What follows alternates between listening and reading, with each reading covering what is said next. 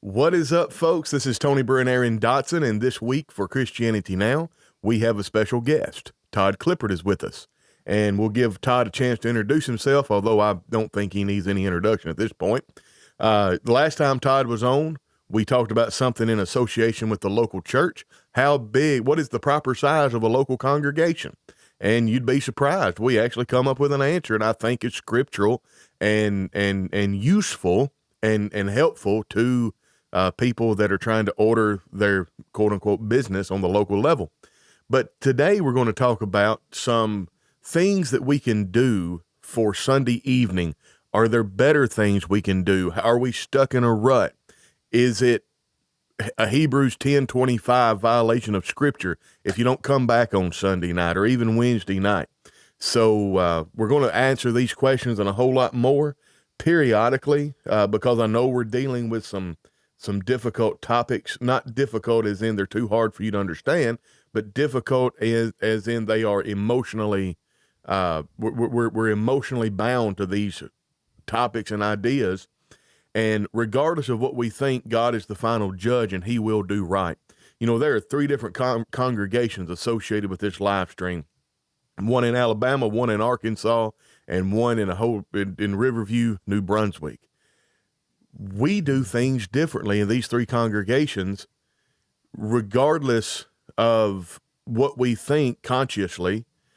Todd Clippard is going to stand or fall for what Todd Clippard does where he is, and Aaron Dotson is going to stand or fall. Tony Brewer is going to stand or fall. Aaron's not going to stand or fall because of me or any combination of that. So we have to rely on God as the final say. He is the judge, and regardless of what we think, he will do right. And that's sometimes we just got to say, you know what? That congregation down there in Memphis, Tennessee, they had an Easter egg hunt between the morning and the evening worship service on Sunday, and I just think that's wrong. Well, what are you going to do about it? You're just going to let God sort it out because of autonomy.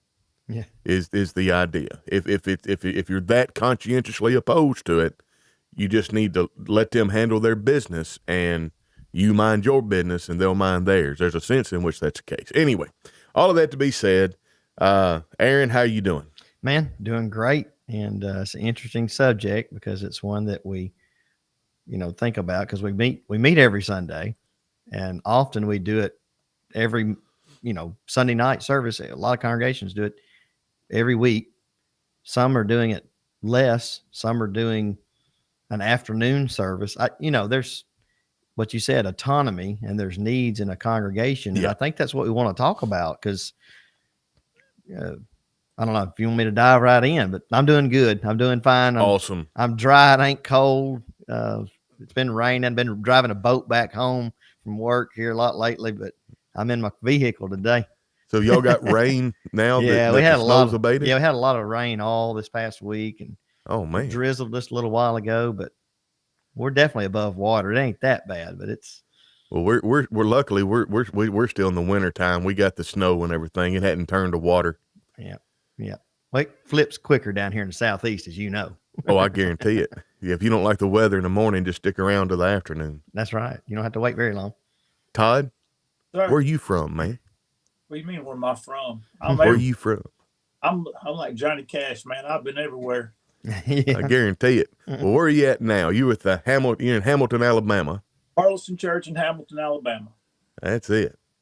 Everybody, can y'all hear Todd fine? I may need to turn him up. Let us know in the comment section. Rusty Kirby, good morning. Reginald Perry, Terry Crooks, Diana Harden, and we got Mammoth Spring Church of Christ. That's Barry Odell. Good to see everybody here. I'm going to put the I'm going to just take the caption off so we can see Todd better. Todd, let's talk about this. I sent you this email, and basically, well, I've got it pulled up here. Here's what was given to me. A program discussing what congregations can do or do better on Sunday nights and Wednesday nights might be beneficial. Just thought of that. That's from a faithful, longtime listener of Cogitations in Christianity Now. And evidently, whenever I put this thumbnail out where you was going to be on the show and talk about Sunday nights and what we can do, it resonated with people. We got quite a bit of feedback. So I'm kind of excited for this episode, and I'm interested to know, because you folks there in Burleson, I've talked to you about this a little bit in person. Y'all make sure that you're scriptural and you don't let the scruples and matters of conscience of other congregations necessarily dictate how y'all operate. That's first. Yeah, that's a fair statement. I think more people should be like that, and I believe it would bind us together more on where we're the same, and it would also accentuate the differences where we're allowed to have them and give some diversity. And I don't know what a good word is. Diversity is not a bad thing. I think it's kind of used as a club to beat us over the head with nowadays, but as long as you do what God requires. Yeah. As long and as we you're got doing freedom. what God requires, there's freedom and That's it. Liberty. Sheila Cole, the Sword and Pearl. Good to see everybody here. So Todd, talk to us about, obviously, whenever I sent you that message, you had some stuff in mind because you immediately responded with, well, I can come on there and talk about what we do at Burleson. So holler at us. Tell us about some of that stuff, Todd. Let me, I think there needs to be a little bit of background. Well, drop it. Well, I mean, in 3 weeks, I'm fixing to finish 28 years as the preacher here. All right. And we've only been doing things differently since about the latter part of 2017. Okay. So what I'm telling you is that I was here 20 years before we started making any real Sunday night changes. Makes sense.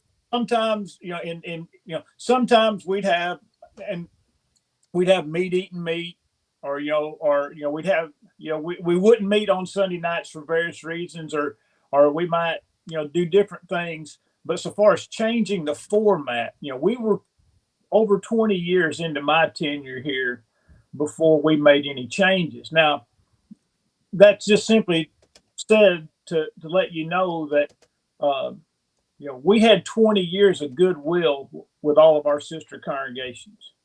And for those who may not be aware of this particular area, there are 15 congregations within 15 miles of where I'm sitting right now. Right. And when I say 15 congregations, I mean 15 faithful congregations. All right.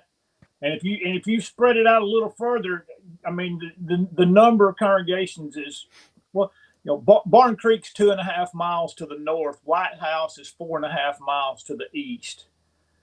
All right. Okay. So just to give you an idea of how close these congregations are to us.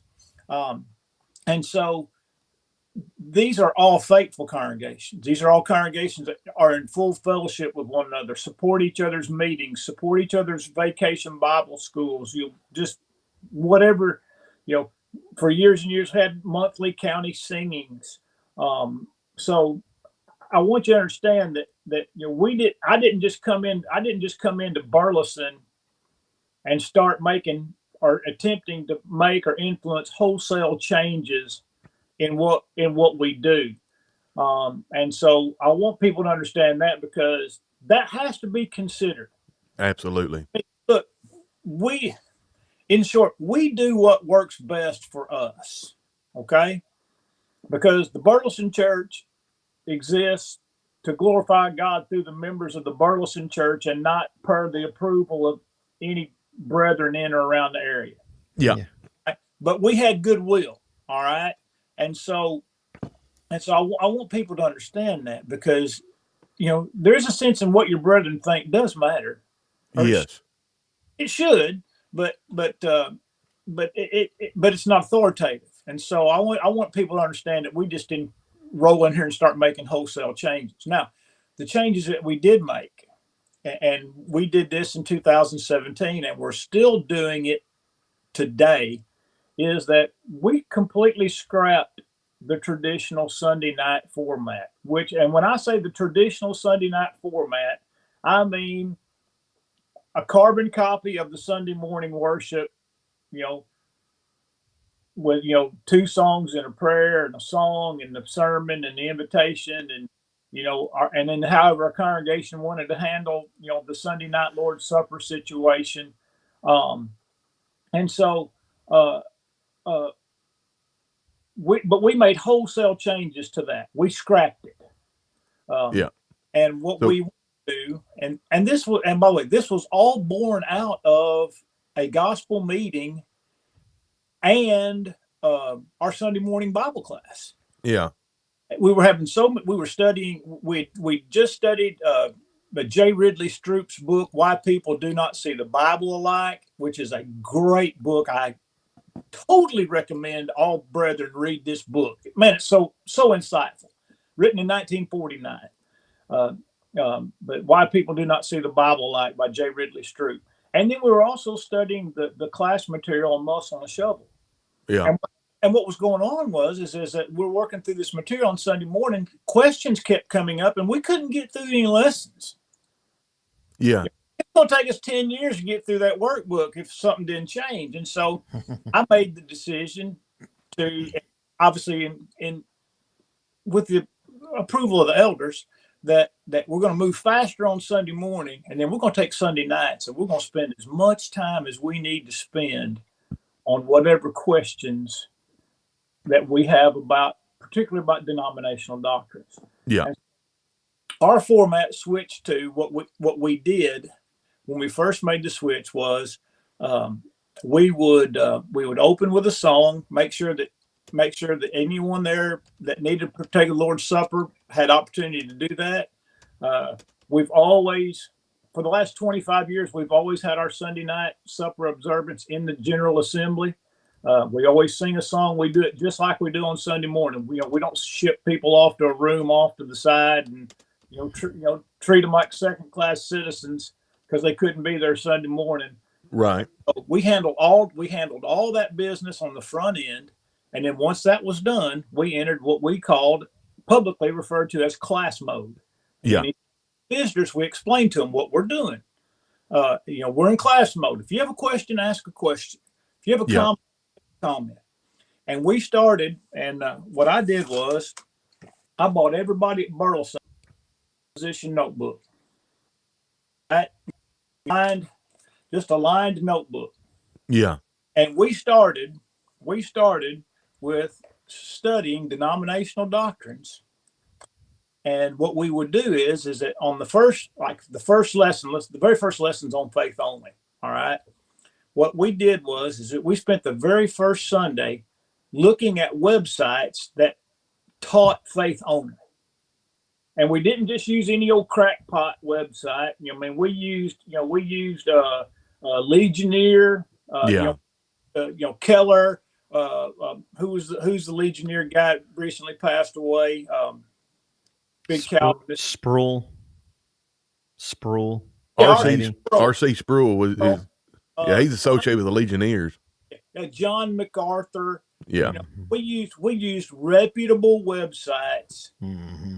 What we did was we searched all those websites together on using I was connected to the internet. Yeah. And I did the homework ahead of time, but I'd carry them through, and we would take the 10 most commonly used texts. They're all using the same text. Yeah. Right? And so what we would do is we wrote those texts right down the side in our notebook. And in the middle column, we wrote what they said the text teaches. Yeah. And then on the right-hand column, we wrote and studied what the text actually teaches. Mm-hmm. And so, but the first Sunday in each series was begun by looking at what other people said and why they said it, because that's really important for us to know.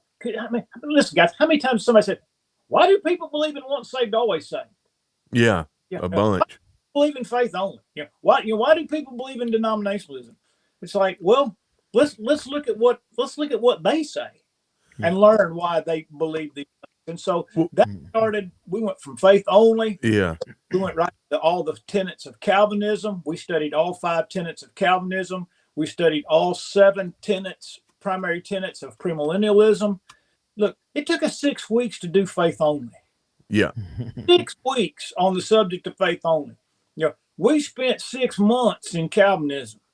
Yeah. We spent 6 months in premillennialism. And then we looked at errors on women in worship or leadership. We looked at instrumental music. We looked at the Lord's Supper. We looked at baptism.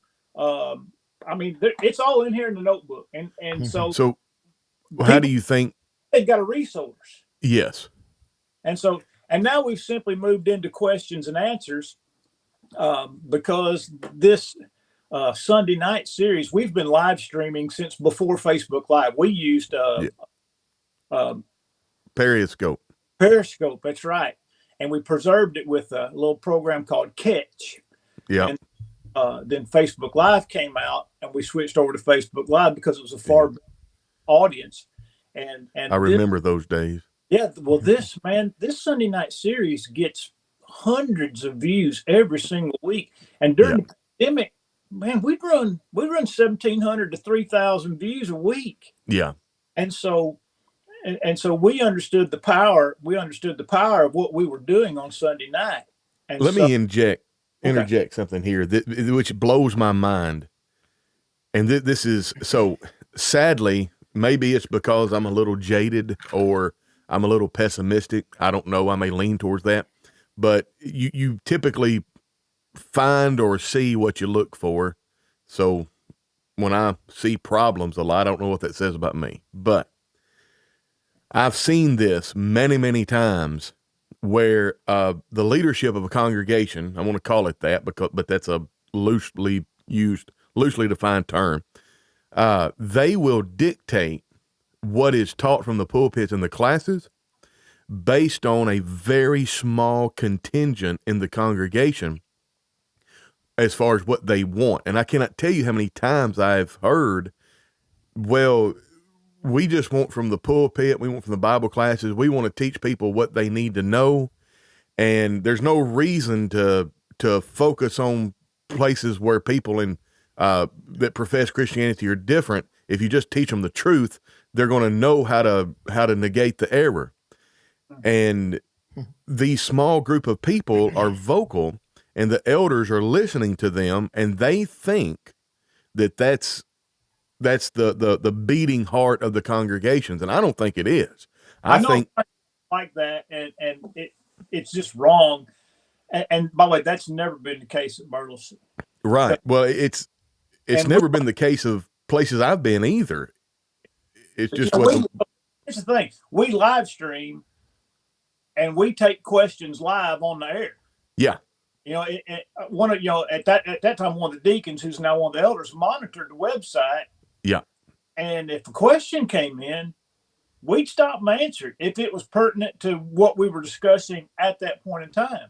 So what absolutely is that almost all of our questions ended up coming in from outside sources. But here's the thing, if somebody else is asking that question, that some of your brethren are asking that question. Well, we understand that in advertising, like if you or in retail sales, like if you have a Walmart and you have one person a week come in asking for a particular product. Yep. After about 2 weeks, you need to start stocking that product or you're missing out on sales.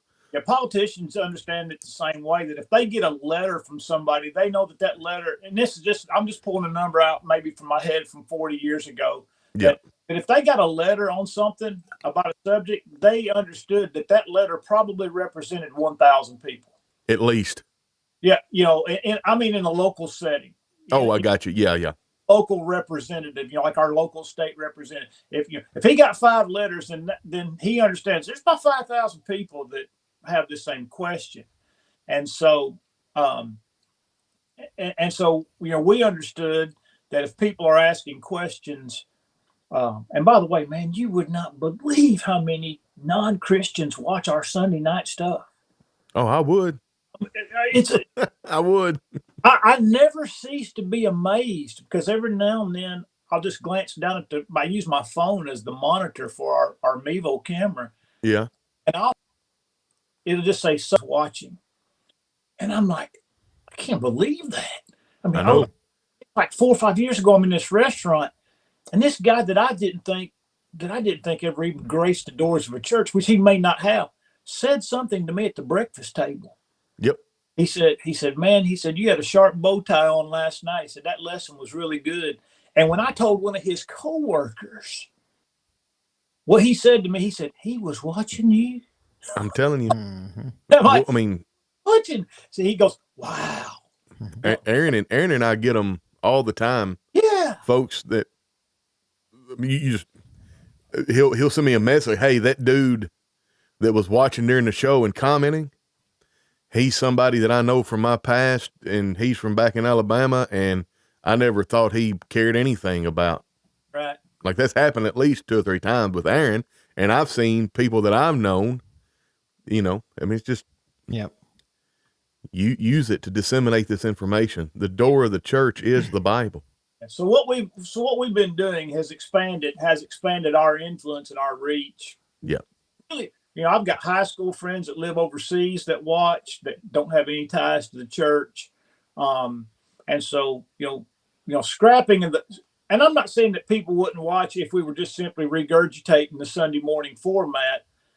I just don't think as many people would watch as if you were regurgitating the Sunday night format. And then, and then beyond that, just the fact that, I probably preach longer on Sunday mornings than most guys. I'm going to, like, Sunday, I thought I went a little long Sunday. I felt like I preached about 37 minutes Sunday morning. Yeah. About 34 to 37 is where I'm going to be. Most guys try to stay 25 to 30. But in this format, you can talk for 50 minutes, 55 minutes. And people are completely engaged the entire time you're standing there. You'll never preach for 55 minutes and keep people's attention. Acts 20 or more. Yeah. But in this format, it keeps everybody completely engaged. Man, there's no substitute for it. Well, in Acts 20 and verse 7, are we so naive as to think that Paul was standing up in front of those people gathered in the upper room behind a pulpit, and he stood from whatever time he started till midnight behind a pulpit, and it was a one-way homily, a didactic discourse? Or do we think he was lounging with everybody else and it was a back and forth? Yeah, the word so translated means a discourse, back and forth. Right. That's why Eutychus, he was so relaxed he fell out the window. Maybe he just wasn't engaging the conversation. He got tired. I don't know. I've stayed up late with a bunch of guys before, and I've dozed off. I don't care how good the conversation is. Yeah, Tis true. It can happen.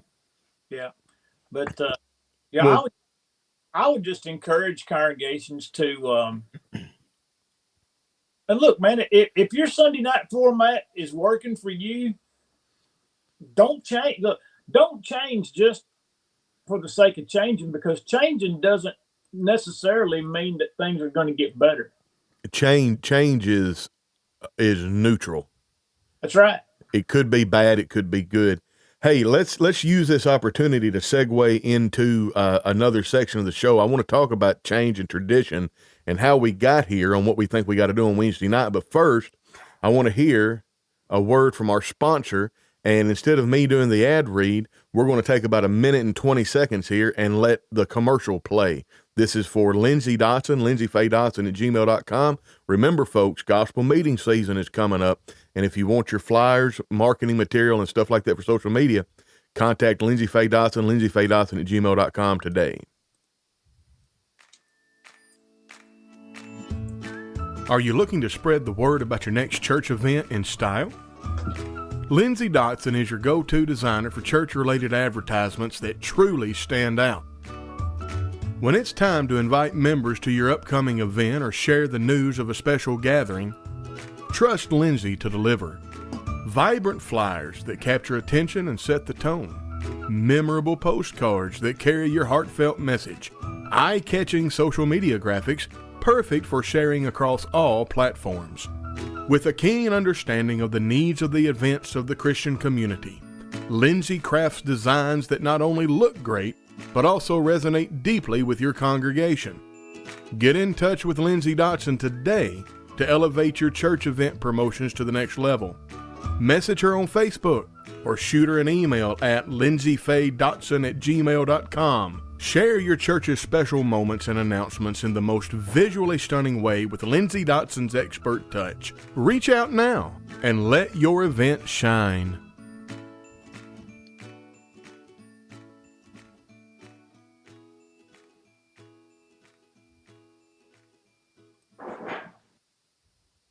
All right. Well, Todd stepped off while he's coming back. We'll clean up some of these comments. I know, Aaron, we hadn't had a chance to hear from you much, but let me take some of these comments. Really good comments, by the way. My opinion is that we cannot have enough meeting opportunities to learn more of God's word, and Wednesday night is left solely up to the elders. We jumped. Yeah, Wednesday night is left solely up to the elders. John Exum, I wonder what it would be like to meet every day for fellowship and such, not a service every day, but just to be together for a little time. I mean, that's good, something to wonder. Mm-hmm. So what Todd was talking about before we entered into our commercial from our word from our sponsor was talking about tradition and stuff like that. Now, it's important to understand that Todd did not come in with his fist and elbows and kicking people out of the way and saying, well, I'm the new guy here and y'all been doing it not a good way, and I'm here to teach you a better way to do it. I think if Todd would have done that, Todd probably wouldn't have lasted very long with the Burleson Church of Christ. Yeah, Todd's saying, no, he wouldn't have. So it's that old adage, nobody cares how much you know until they know how much you care. And you may have a better way of doing things. Nobody cares until you've proven that you're there with them. Mm-hmm. Not lording over them, trying to take charge. But that being said, my conviction on change is it depends on why you're changing. If you can articulate a good reason for the change, a good reason to remove this man-made tradition, which there's nothing inherently wrong with man-made tradition, as long as you're not circumventing God's commands. Right. So if you can articulate a good reason and you can put something adequately big enough to replace it, I guess, for lack of a better way, then, in other words, we don't want to leave a vacuum, because if we leave a vacuum, we don't take care of it, we can't control what replaces it. If you can do those two things, if you can come up with a replacement and you can articulate a reasonable enough need for the change, then I will fight for it. But if you just come up and say, you know what, I think we ought to change. Why? Because I don't like tradition. I will fight to maintain that tradition. Yeah. Those traditions are in place. They're protection barriers. Yes. And nobody that I know of that's loves God and is worried about keeping his commandments and fellowshipping with the brethren on earth is opting for less time spent with the brethren. I just want to get that one thing straight. Here in Riverview, we totally got rid of our evening service, and we go from 9 to 10, we go from 10 to 11, 11 to 12, 12 to 1, but we work breaks in there and stuff like that. So it's really like close to 1:30. But if we had to go till 2, nobody here minds. So that's just what we do up here. Todd talked about preaching 35 or 40 minutes. I on my Sunday morning sermons, I preach about 40 to 45 minutes every Sunday. It's like clockwork. However, I have preached over an hour and I haven't lost anybody. Like these people are not, the bulk of the congregation is not from the continent of North America. And they're used to having several hours worth of, in fact, that's why we changed, I think, is because these people are used to getting up and going and spending 3 or 4 hours together. And that's their day. And I don't think these folks understand, and not that this is a negative thing. I don't think that they comprehend that all three of these sessions are anything other than worship. Yeah. Now they are, like, there's one worship service and there's 2 Bible classes, but in their mind, they just think of it as one complete thing. And this is our time for God. Yeah. And it's worked really well for us. Yeah. You know, but that's cool. Again, I didn't do this when I first got here, but it just kind of evolved.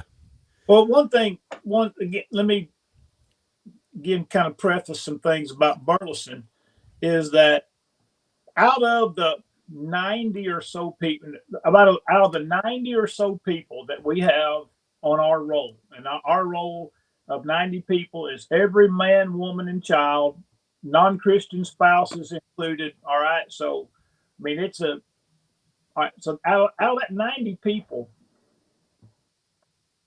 probably, and I don't know if you saw my head down, I was trying to do some math, right?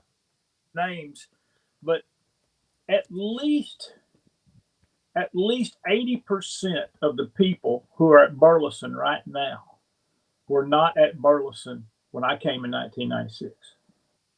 And so, I mean, we have a massive number of people who have no idea about so-called Church of Christ traditions because they weren't raised in it. That must mean y'all are liberal. You won't find a country church anywhere that has 80% new people than it had 25 years ago. Yeah. I mean, that animal just it's almost like a unicorn. Yeah. Mm-hmm. But that's another reason why we're growing. I mean, we've got 12 new, now not all of them are converts. We had 3 people place membership with us, but we got 12 new faces at Burleson since 1st of August. Yeah, that's awesome. And it, and the majority of it's converts. Yeah. And so we're not bringing people in with a lot of church baggage that's related to the churches of Christ. Yeah. So that makes it easy for us to do what works best for us as well. That's awesome. Mm-hmm. If there's here's one thing I was wanting to say. We're functioning and talking up based on the fact that Sunday night service has not been commanded by God. Right.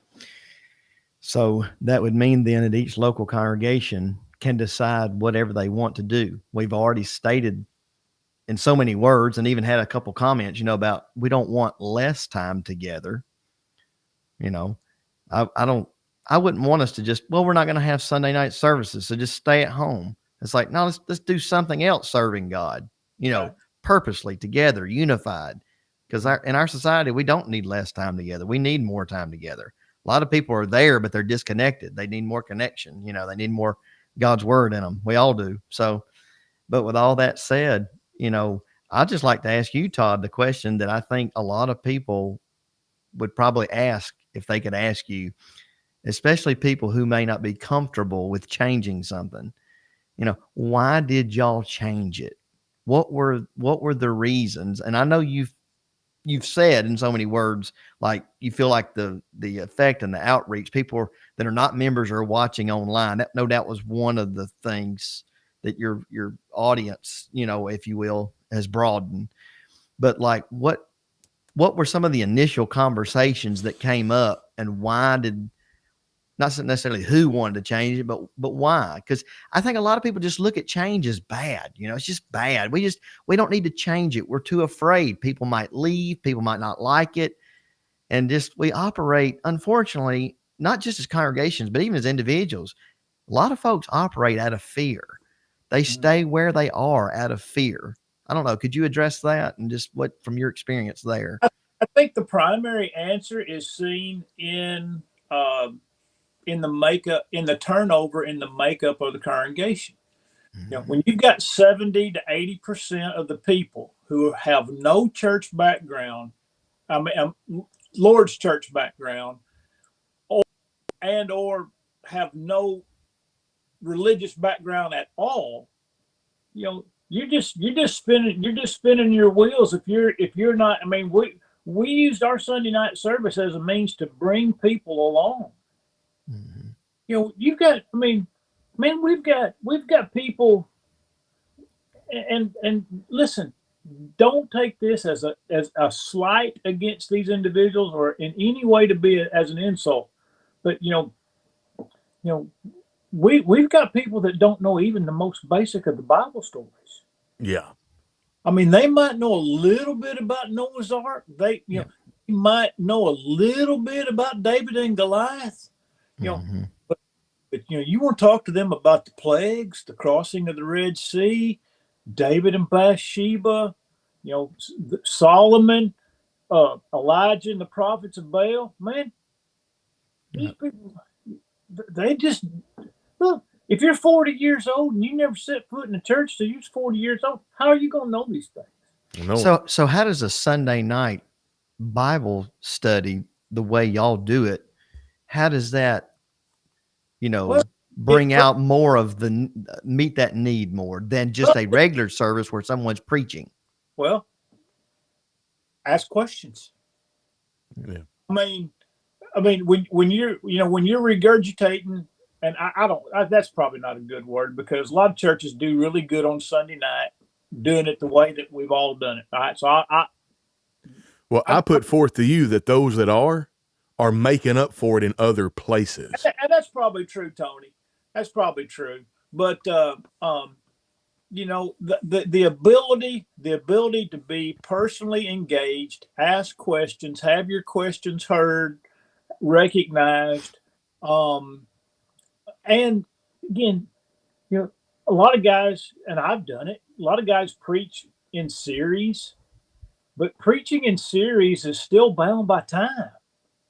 I mean, if you're repeating Sunday morning services on Sunday night, you've got 30 minutes, to say what you want to say, and then you're done, because that's all people are going to listen to. That's about all they're going to stand as general rule. But when you're having Bible class, you talk 40, 45 minutes, 50 minutes. People are engaged. They're asking questions. They're taking notes. And then when you cut it off, you say, "Guess what? We're gonna come right back here to this exact spot next Sunday." Mm-hmm. Yeah. And so, we needed to meet. We needed to meet some deficiencies in just the general knowledge of our membership, because we had so many new members. And so again, we did what works best for us. Yeah. And that thing is really starting to bear fruit now, as I mentioned earlier. The church is growing. There's a lot of good things going on. And so we got 25 kids between the ages of 2 and 17. Did people over time, after that got going, start breaking the silence and talking and asking questions more? No, I guess that didn't take long, because when I'm teaching Bible class, whether it be on Sunday morning or Wednesday night, I'm going to engage the audience by asking rhetorical questions or asking for feedback, or tell me that why did. And so my teaching style is less monologue than it is dialogue. And so our people are already accustomed, to being forced to think. He may ask me what I think about this. I better pay attention. Mm-hmm. Yeah, I employ a lot of rhetorical questions to the point where even the sermons, I think one reason why I can get away with preaching close to an hour every Sunday is because it's granted, it's not an open forum, right? But it is engaging. I preach way less like I was taught at MSOP and way more like Jordan Peterson lectures. Right. Which it's there. I mean, you got. And neither one's right or wrong in and of right. It's just what works. What works. Yeah. I preach like I live stream. Mm-hmm. I preach like a live stream. I've been live streaming so much that I preach like a live stream. I have a thesis. I have a point that I want to prove, a thesis that I want to support, or a problem that I want to solve, and I just address the pulpit and address the congregation. I lay out the problem, or I lay out the thesis, and then I just talk about it. Yeah. And I have to do specific preparation, obviously. But yeah, Michael Collins says, "You heretic." Yeah. I'm rubber and you're glue, buddy. My thought about that from the teacher's perspective is, number one, as long as they teach the truth. Number two, be yourself. And then number three, try to be effective. Like the styles of teaching and preaching, as long as it's the truth and long as you're being yourself, that's what's going to be more effective, in my opinion. Being yourself and then connecting with the people and understanding them, that kind of thing. That's,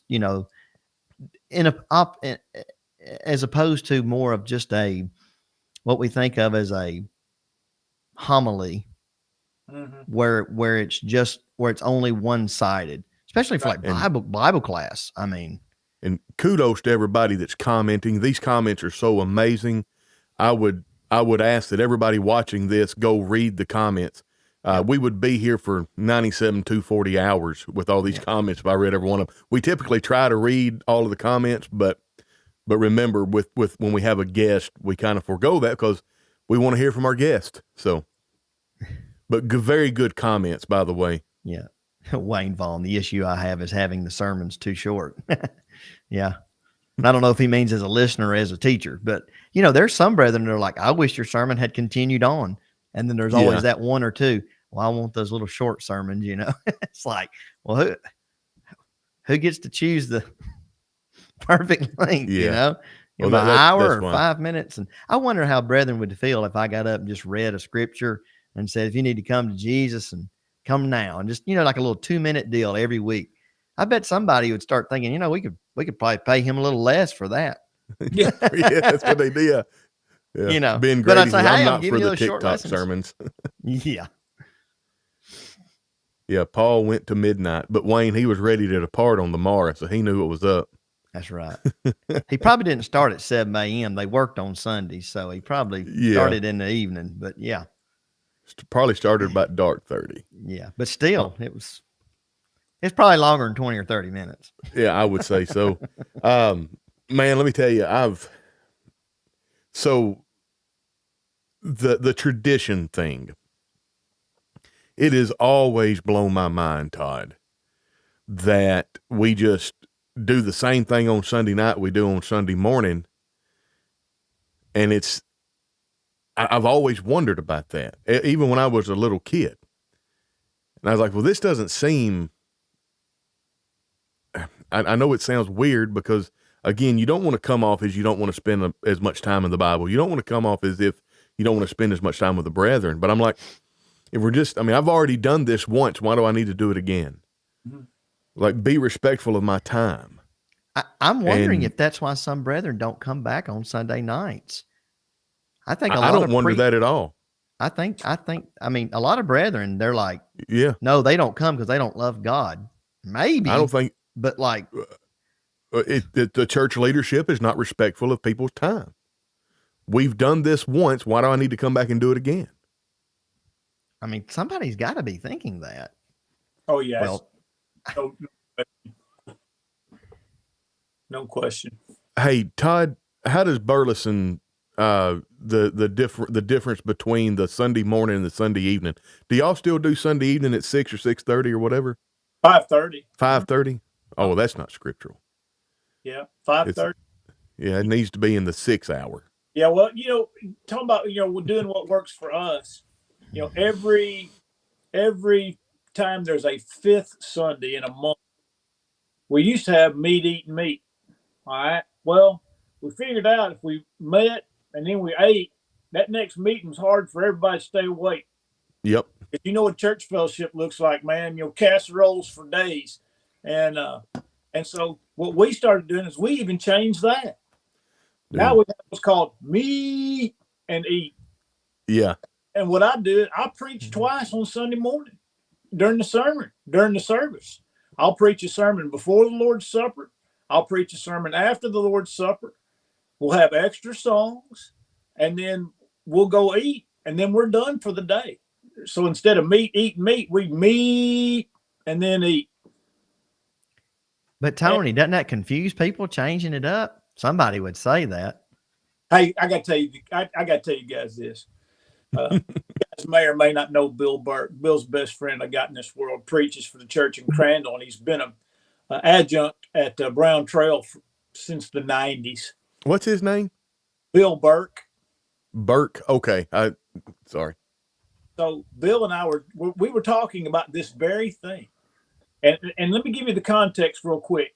The context was I was invited to go up north and hold a meeting, a weekend meeting, and the preacher suggested that we'll do it, but you can drive back. We'll have an early afternoon service.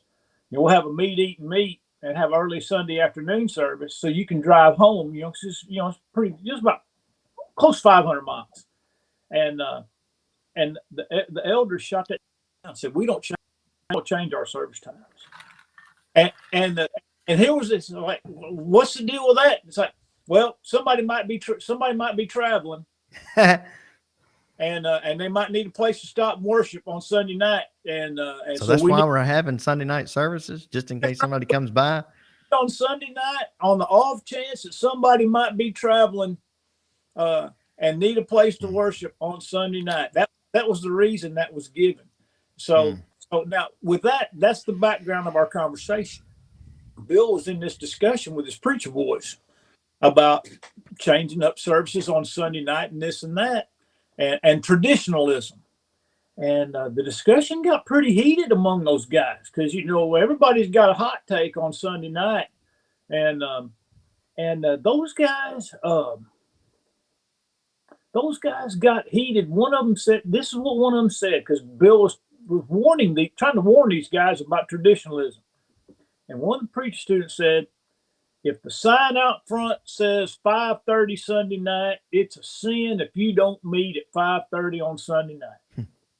Oh my! He looked that guy in the eye and he said, "Thank you for proving my point." Yeah, boy. But listen, do you think that guy's alone in his thinking? He is not. You think he's the only member of the body of Christ that thinks if the sign says 5:30 and you don't meet at 5:30, it's a sin? I'm with you. Well, people, again, it goes along with the same. Well, Hebrews 10:25, we're not to forsake the assembling of ourselves together, the manner of some is, but exhorting one another, and so much more as we see the day approaching. So if you miss Sunday evening, you're forsaking the assembling of ourselves together. That church that never changed, the church that never changes times has since started changing times. All right. Well, but because we're talking about 15 years ago. This was 15 years ago when that initial conversation took place. But that church also had a standing policy, regardless of the weather. We don't cancel services. If you can get there, get there. And dude, all right, let's just say, we've all, well, you live in it, but Aaron and I just experienced a pretty serious ice storm. Yeah. Our schools, we didn't go to school for 6 days, one and Monday of the next week because of ice. We services Sunday night, we canceled services Wednesday. Listen, but let me ask you a question: Who are the people that are going to kill themselves on Sunday night or Wednesday night? The folks that won't heal from a broken bone. Yep. That's right. That's right.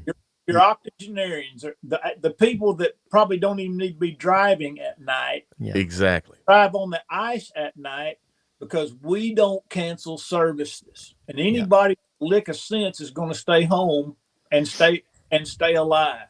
Yeah. But man, and look, man, I love people for their dedication. I love it. I'm thankful for it. Yeah. Elders need to have a little bit of common sense. Hey, one day in 1979, we got 18 inches of snow in Dexter, Missouri. 18 on a Saturday night. We were supposed to get flurries, and we woke up to 1.5 feet of snow. 4 people out of a congregation of 400 showed up for services, and my uncle and his aunt were one of them because he had a tractor at the house, and he lived less than a mile from the building. And he and his wife climbed in that John Deere tractor and drove to the church building. And in my mind, I'm thinking, who else did he think's going to show up? Right. I mean, although the 5 houses burned to the ground in 2 days because the fire trucks couldn't get there. But he got in a John Deere tractor with his and drove. And the only other guy that made it was also driving a tractor.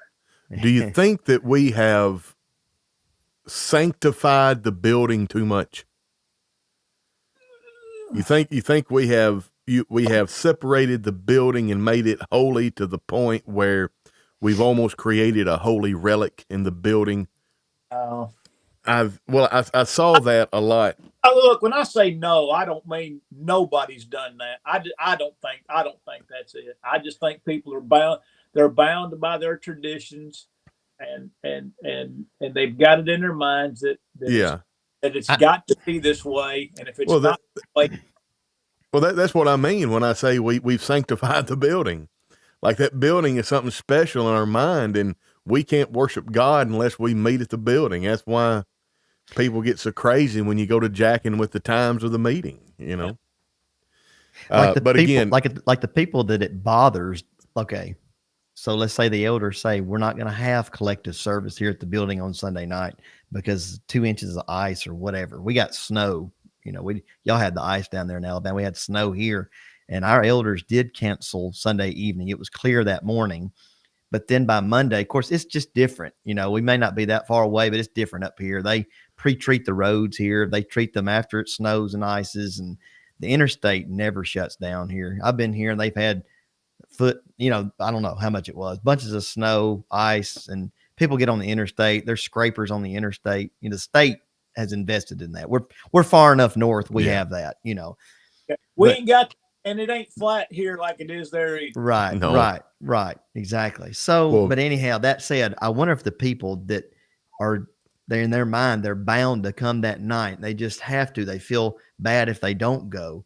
I wonder if when the elders say, well, we're not going to have services this Sunday night, I wonder if they worship God at home, or do they think they have to be at the building to offer worship on an otherwise optional service that the elders either require or don't require? You know, I'm trying to be specific without getting too much, but I'm trying to cover myself. I'm not saying Sunday night's not required if elders, you know, require that of the flock, but as far as God commanding it, you know, a second service, a third service, a fourth service, and so on. I wonder if those folks have worship at home, or do they just stay home and talk on the phone or watch TV? Well, of course. Well, that's what I mean. That's what I think, Tony. Maybe that's partly what you mean by, you know, the building. Like, you gotta be at the building to have worship. Well, I've been traveling with a group of people, and one was like you could tell he was having a crisis of conscience, because I'm like, look, man, we're traveling. We've worshiped this morning. We're not going to. Why would we pull off and, you know, take an hour and a half or 2 hours of time, just go and listen to a sermon preached by somebody else and say that we don't need the Lord's Supper because we've already had it? Mm-hmm. Like, if you want to do something devotional to God, I'm all for it. Let's do it in the truck while we're driving. Yeah. Turn on PTP 365. Yeah. Well, he couldn't do that. He's like, well, I don't know if I can do that. We got to go find a church. Yeah. Well, we are the church. We're the church in this truck. Well, dude, but Paul, when he traveled, he always found a congregation. I'm like, is that a binding, like some kind of command? Like when you already worship once. I'm not talking about just neglecting it all day long, but you've already worshiped on the Lord's day. Yeah. Yeah. I used to be that way, man. I'd make sure I had some place to stop. You know, I planned every bit of the trip to make sure I had a place to stop on Sunday night. And you know. Well, I think that's a should thing. I think it should be that way. Well, I mean, but sometimes it's just not going to work out. Well, that's why it's a should, not a must. Yeah. It's, you know, I think people should dress up for Sunday morning service. But Boy, don't get what must we do? I mean, you know, every culture around the planet understand that if you want to show reverence and respect, that you quote unquote dress up. Now that looks different in every culture, but there's not a culture alive that doesn't have that ingrained in their core. And then those of us in the church want to make fun of people that want to wear a coat and tie and dress up like, well, you're not as pious as us that run around looking like slobs. Like, no, it's a should thing. You should do it. Now, you might not be able to, so it's not a must. So, like, whenever you're traveling, you should. I mean, I love meeting new brethren.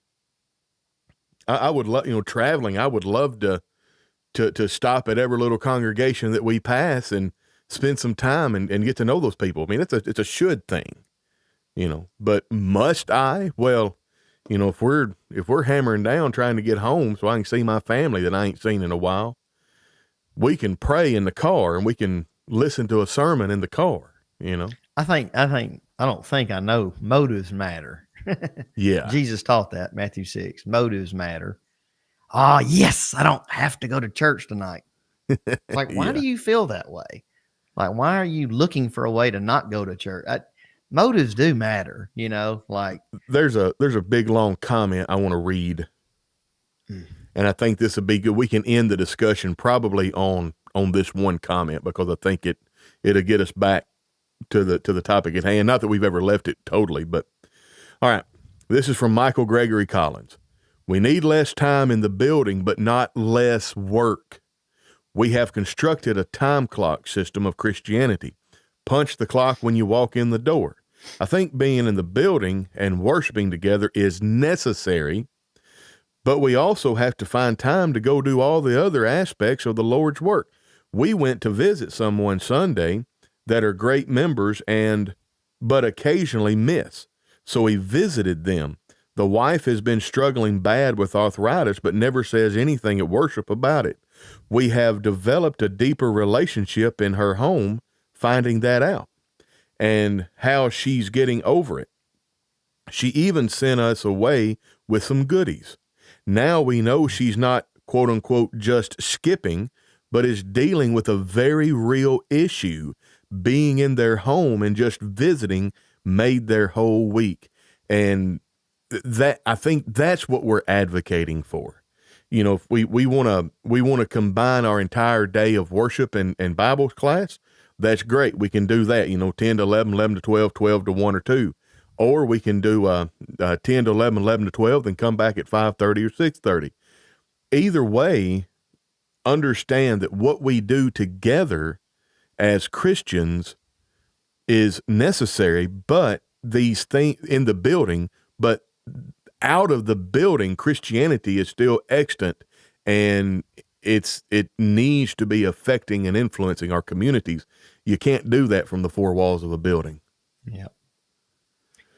Yeah. And Tony, one of the things that I know we can wrap this up, but I'm not wrapping it up. I wanted to mention one other thing that I think sincere people have succumbed to is just the idea that having more than one service on Sunday makes you closer to God or makes you more holy. Again, I've already stated, I personally don't want us to not have a get together or a work that we're jointly doing that's specifically designed to glorify God and obey his commands, because I believe we need more time together, not less. So I'm not advocating that. Motives matter. We need more time doing God's things, et cetera. Just like the comment you just read from Michael, serving, et cetera, knowing the congregation, all that. But I've never had a response on this question. If we think that a congregation choosing to not have a Sunday night service or changing it different, like Burleson, if we think that's bad, just like unscriptural bad, that's what I mean, then why are we having only 2? Because a lot of congregations have 2. Why don't we do 3? Yeah. If 2 makes you close, 3 makes you real close. I know. I mean, if that's the reasoning why we have Sunday night, because it really shows we love the Lord. I have heard brethren down congregations that change something or choose to not have it that night because of aged members, whatever. And it's almost like signaling virtue. We're better than those congregations. They're liberal. We're sound. Dude, It's like, so why don't you have three? Why don't you worship from 5 a.m. till midnight to prove that you know what the response would be? Well, we can't do that. We could, that would be impractical. Okay. Well, sometimes 2 services is impractical for some congregations, etc. I preach for congregation in Ghana many times, and they meet 6 nights a week. Yep. Literally on their church sign. I've got a picture of the church sign. There's a meeting. There is a meeting 6 nights, and a lot of brothers over there meet 5 nights a week. But this church meets 6 nights a week. I think Friday's the only night they don't meet. Heretics. They're just not devoted. Right. Yeah. So that goes exactly to what Aaron's talking about. I mean, if 2 makes you more pious, then man, them folks in Ghana. Motives matter. Purpose matters. Like, my only warning is, like, let's not get in, like, certain Sunday night services can be great. It's what you make of them, whether it's an actual worship service or a Bible class or a service project you do together, you come, etc. But do it intentionally, on purpose, trying to obey God, trying to serve others, trying to reach the law, trying to edify the church. Don't become rote. Don't become, I don't want to go Sunday night because I'd rather stay home and watch a football game. Don't be that. But or on the I other only hand, have to go to Sunday night because it's available because I want to sleep in. Exactly. Don't be any of those. Motives matter. Like, do it the right way with the right attitude, whatever you do. Most of the criticism comes from a lack of respect for congregational autonomy. I would place my stamp of approval on that in a general sense. That one gets a red 100 on it because that's on the nose. Yep. And I like this one. It's almost like there's a verse out there. Yeah, I read that book one time. Yeah, I can't remember who it's from or what book it's in. It may have been like a really good history book or something like that. I don't know, but I feel like that's familiar. Yeah, we don't need to compare ourselves with ourselves. All right. Perhaps visit other congregations if the congregation you attend doesn't have a Sunday service. Yeah. All right. I think we can wrap this up. I mean, we're not going to change the world. Oh, Terry Crooks. Let me grab this comment. Our responsibility to study the Bible regularly, not just on Sunday and Wednesday. Once a brother went up to the pulpit and prayed for the dead. Another brother followed him and corrected the mistake by praying for the living, which shocked the church. We are members of the church who attend services regularly, but we may not be aware of the knowledge level of our congregation.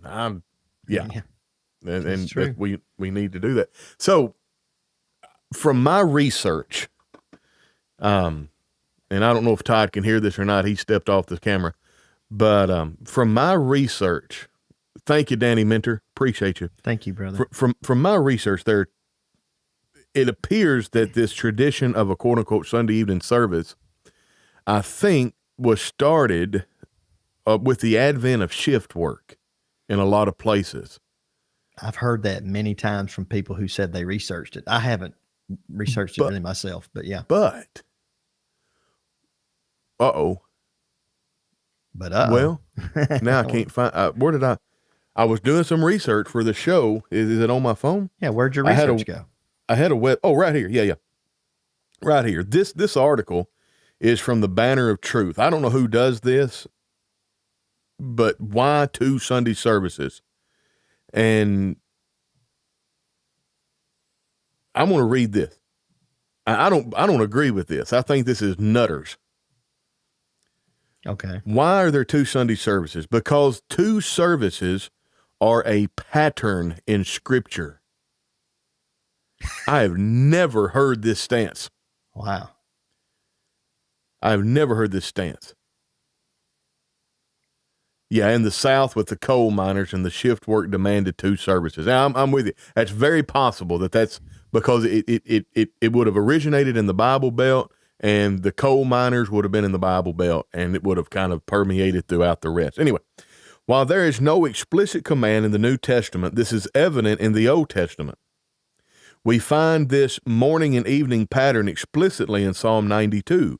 It is good to praise the Lord and make music to your name, O Most High, to proclaim your love in the morning and your faithfulness at night. As Christians, we meet on Sundays as the day of Christ's resurrection. It is suggestive that the Gospel's record resurrection appearances in the morning and the evening. It's not. And it's John 20 verses 1 and 19. It's not a pattern command for that does not meet the criteria for pattern. No. No. I was doing some research, Todd, on where we got this two worship service pattern, and I feel like it probably came from the advent of shift work, but and transportation. Yeah, transportation, shift work, stuff like that. But okay, Todd. So since we have transportation, why don't we do 3 services? Because that would be more time with the Lord and with the Lord's people. I'm just, why won't people answer that? Why don't people say, yeah, let's start doing 3, baby? Like, yeah, I'm not trying to be ugly. I think it proves a point that, like, if you've done it once to fulfill God's command, you are in right standing with God if your motives are right. You know. Listen, man, none of the churches around here ever met on Sunday night until the 1950s. And they never met on Wednesday night, probably until later than that. Yeah. Because, well, I mean, my grandfather was an elder and a deacon in the church for probably close to 60 years.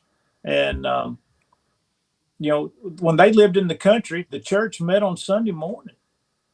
Yep. I mean, that was it. I mean, he was born in 1911.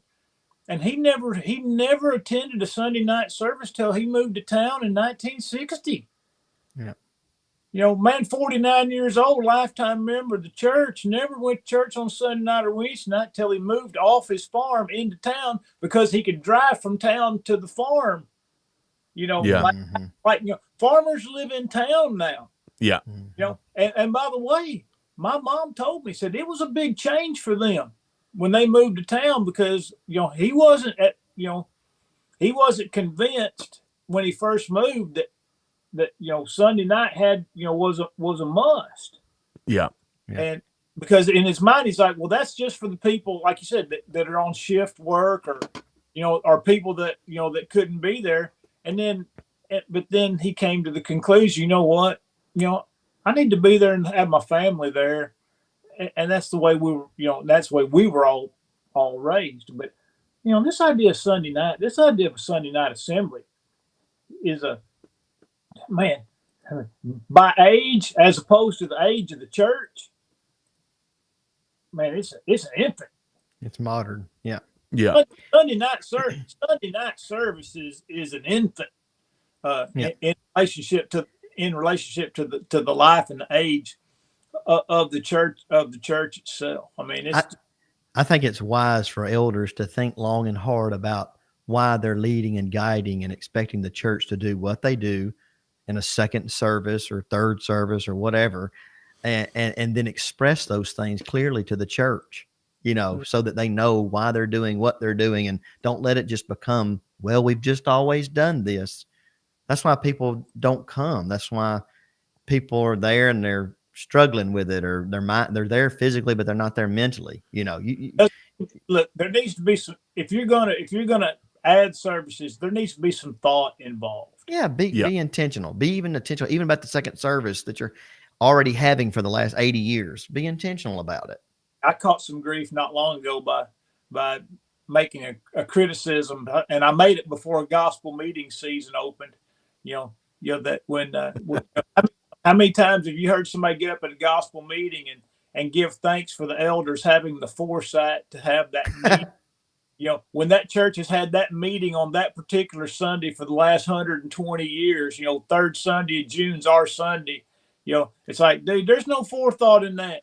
Maybe praying for the elders 100 years ago that had the forethought. Yeah. I mean, it's like, there's no foresight in that. Yeah. When you've not planned to do anything but have a gospel meeting on the third Sunday of June or the second Sunday of July or whatever, and you didn't even schedule your speaker till about 3 weeks ago, Yeah. because you couldn't find anybody.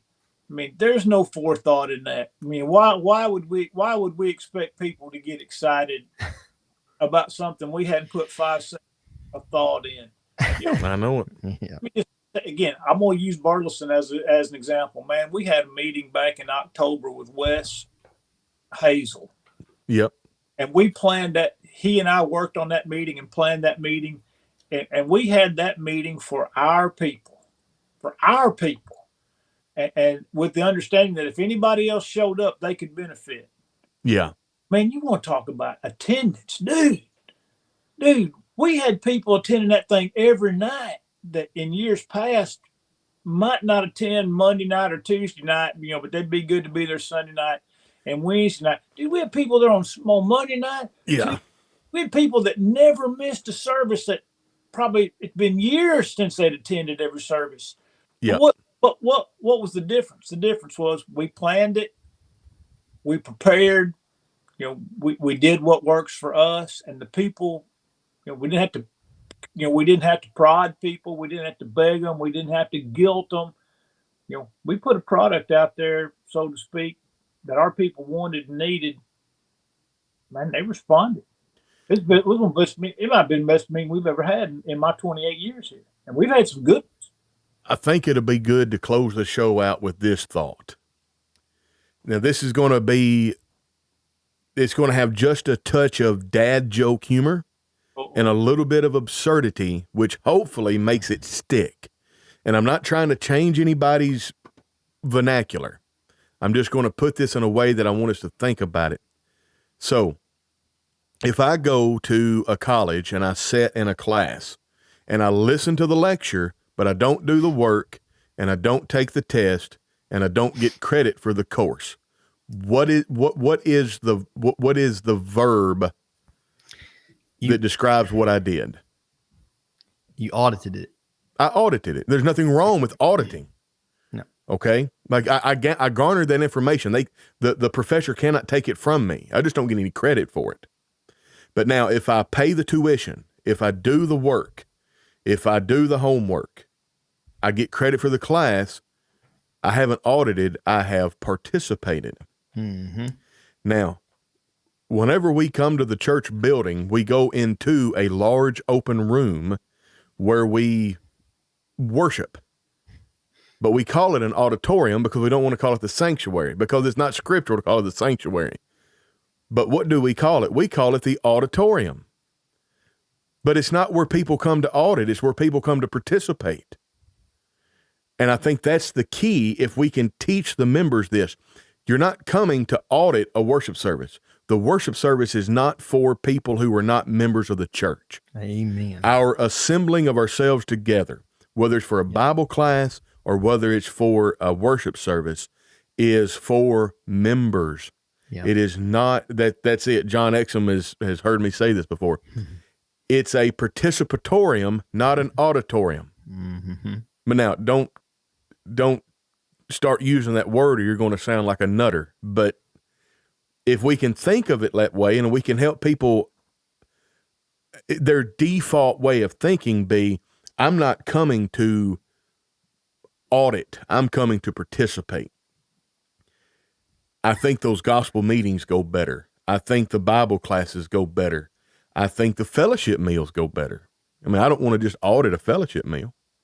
I want to participate. Right. But anyway, that's, I feel like with what Todd is described with the gospel meeting, and if we would look at gospel meetings as more about how to strengthen and establish what we already have going, and then maybe have another event that is for gospel outreach. But the problem is when you combine the two together, you become a jack of all trades and a master of none. You don't, if you have a gospel meeting that's focused on evangelistic outreach, then you're not providing that event for the congregants. But if you have a gospel meeting that focuses on the congregants, it's not going to be as good an evangelistic effort as it could be. And that's why when you try to combine them together, you just do both of them kind of halfway.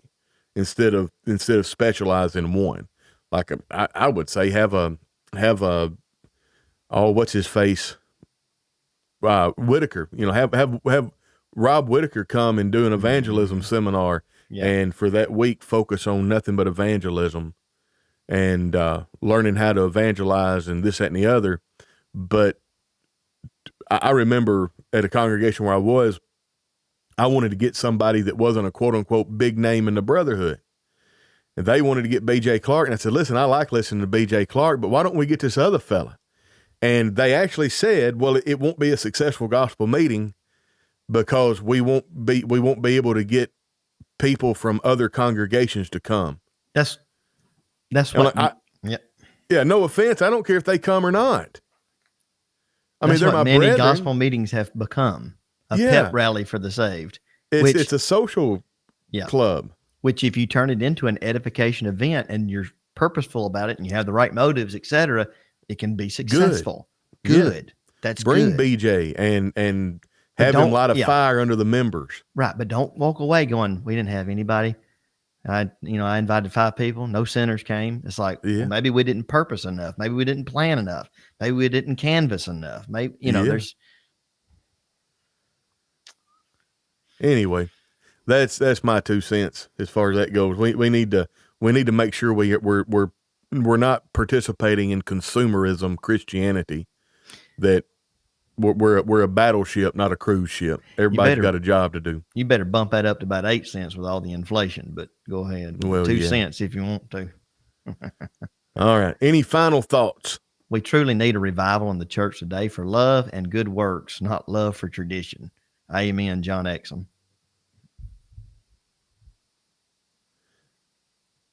Hold on. It's a good, I want to get this. Oops. Right here. Here's a case study. A church I preached for in Alabama decided to eliminate the PM services, citing several reasons. A fairly large number of members left, saying they felt the church was becoming too liberal. A year later, the church added the PM service, and some more people left, citing it was too much of a burden. Well, I thought you could please everybody.